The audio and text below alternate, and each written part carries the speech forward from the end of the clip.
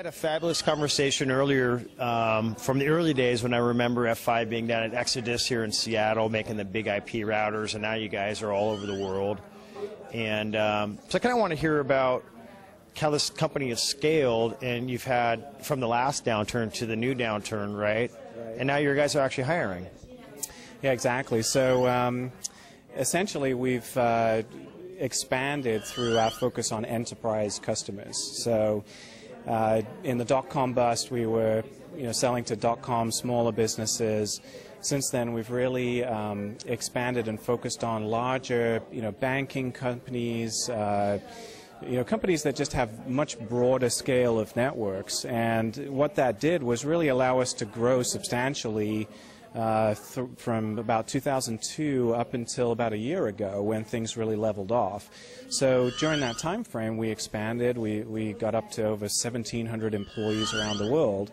And, really we would look at the recent downturn as hopefully a bit of a glitch where just big companies kind of pause spending.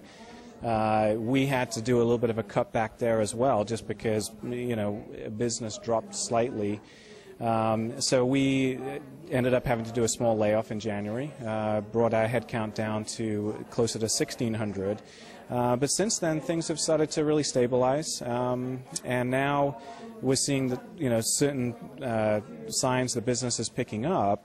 So the key to us is with investment. Where do we look to grow beyond that 1,600 base of employees? And so the strategic way that we do that is by investing in our product development. So that's adding software engineers, hardware engineers, increasing our ability to stay a market leader in our technology space. So we're hiring in those areas. We're also looking for opportunities to add salespeople to tap into new emerging markets or areas that we've just seen good growth in. So we have positions open across the U.S. and in Asia Pacific and in key markets in Europe, including Eastern Europe. And then also, as we've continued to have success with sales in our products, we've built a ever-growing customer base. And when you're selling to enterprise customers, it's critical that you have a very strong support infrastructure. So we've been adding technical support people and escalation support engineers around the world as well.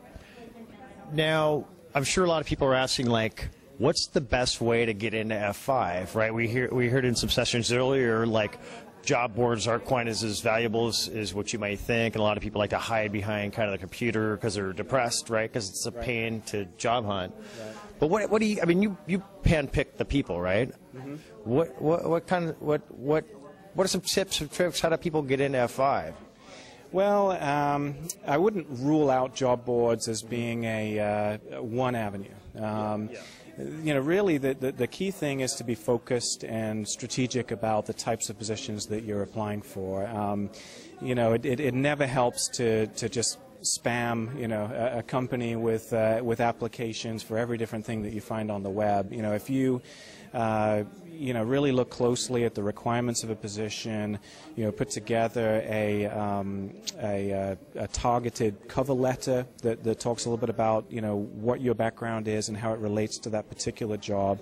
That certainly helps. And then, obviously, if you know somebody at a company, and you hate to say, oh, it's not what you know, but who you know, it isn't that, but it definitely helps if you've got somebody who's working at the company that knows your work and can actually, validate what you've done and make that personal introduction so you stand out from the crowd. Because we, absolutely use the web and media to advertise our positions and get incoming traffic. But sometimes, that incoming traffic can literally be hundreds of people for a given position. Yeah, so what is the deal, the people flow per open position? It can vary. we typically will find 50 to 60 applicants per opening by the time we've found the person that we're going to hire.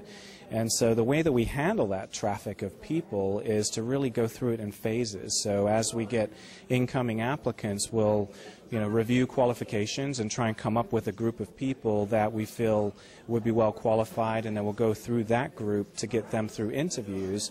That might take 2 weeks to get a qualified group. It could take a couple days if it's a low-level position. And so you guys will have a slot open, and then you want to fill it with the right person as soon as possible. So Right. So yeah, there's always going to be a sense of urgency. I mean, anytime, especially a company like F5, when we open a position, it's because we need somebody now. It's not, oh, let's just advertise and hopefully we'll fill somebody, find somebody that's a dream candidate for next year. Where there's always been a business justification and a need expressed that we need that person quickly. So our job is to find, a quality individual, but somebody that will fill this job within a reasonable time frame. Yeah. So, as a recruiter, you're typically looking at the pool of applicants and trying to get to a point where you've got 3 or 4 very highly qualified people that the manager can bring through their process, and then you're moving on to the next opening and the next need. And people who come in after that fact may be just kind of on the back burner, literally, put into the kind of reserve pool of candidates. So that's why, being able to be referred by somebody.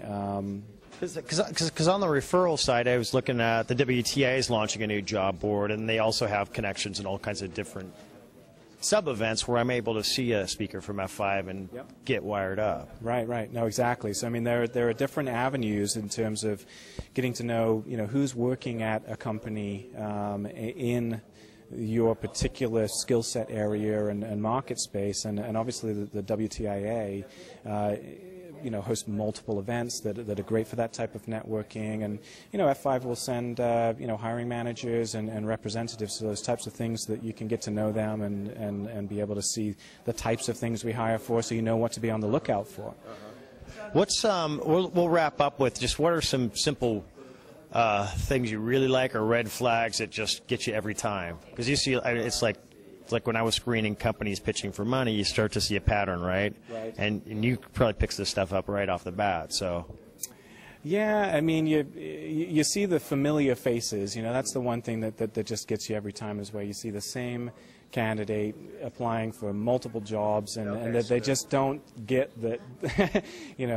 There's a competition out there, and that they need to be strategic and selective.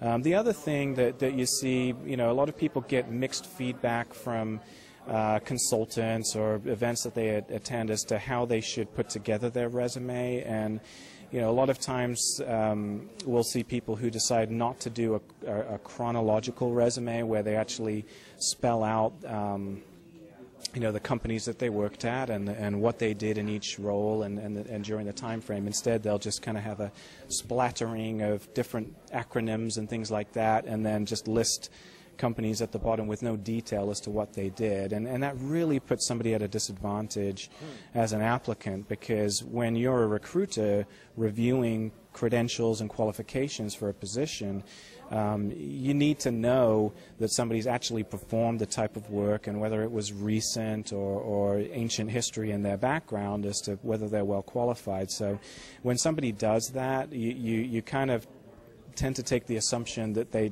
just haven't used those things recently. Otherwise, they would have spelled out the fact that they had done that on the resume. That's a good pointer right there. I'm going to cut that segment out for our good tip pointer. Absolutely. Yeah. No, we direct everyone to our main corporate site, so f5.com. Right on that main site, there's a careers section. The careers section talks about our benefits program and talks about our different facilities and locations, and obviously there's a listing of positions there and job descriptions, and when you go through that avenue, you apply directly into our database to get matched to a specific job, or you can actually set up basically an account that lets you match yourself to positions in the future and update your resume and so forth. All right, Rich. Well, I appreciate your time.